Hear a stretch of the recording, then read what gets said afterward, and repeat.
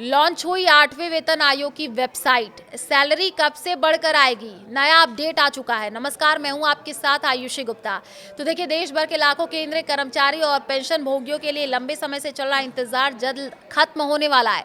सरकार ने वेतन ढांचे में बदलाव और बढ़ोतरी की दिशा में एक और ठोस कदम उठाते हुए 8वें केंद्रीय वेतन आयोग यानी कि 8th सेंट्रल पे कमीशन की आधिकारिक वेबसाइट को लाइव कर दिया है।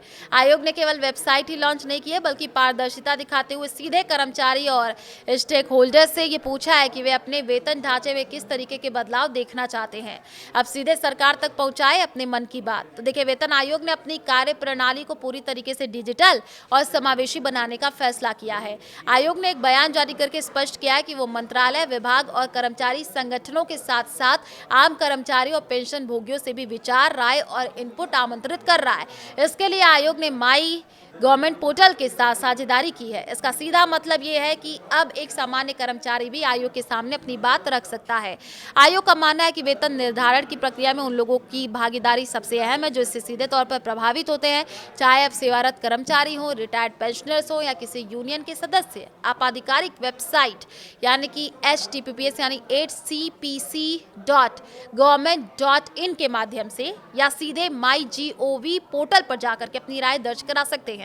इन सवालों में छिपा आपकी सैलरी का भविष्य। जी हाँ, वेतन आयोग ने केवल सुझाव नहीं मांगे हैं, बल्कि एक व्यवस्थित प्रभावशाली तैयारी की है।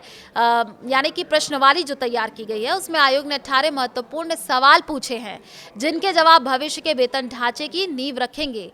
ये प्रश्नवाली काफी विस्तृत है और इसमें आर्थिक मुद्दों से लेकर के सैलरी स्ट्रक्चर तक की बात की गई है। उदाहरण के लिए आयोग ने पूछा कि देश के आर्थिक विकास, महंगाई और सरकार पर पड़ने वाले वित्तीय दबाव को देखते हुए वेतन आयोग को कौन सी गाइडिंग जो है फिलॉसफी अपनानी चाहिए।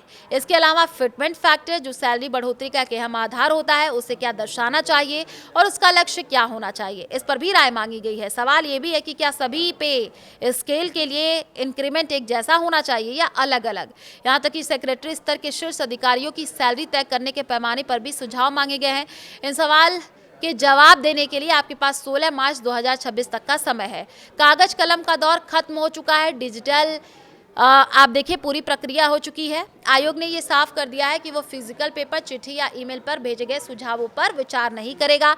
पूरी प्रक्रिया को सेंट्रलाइज्ड रखने के लिए सभी जवाब केवल MyGov पोर्टल के जरिए ही स्वीकार किए जाएंगे। हालांकि आयोग ने ये भरोसा दिलाया है कि जवाब देने वालों की पहचान पूरी तरीके से गोपनीय रखी जाएगी, ताकि कर्मचारी बिना किसी डर या संकोच के अपनी बात रख सके।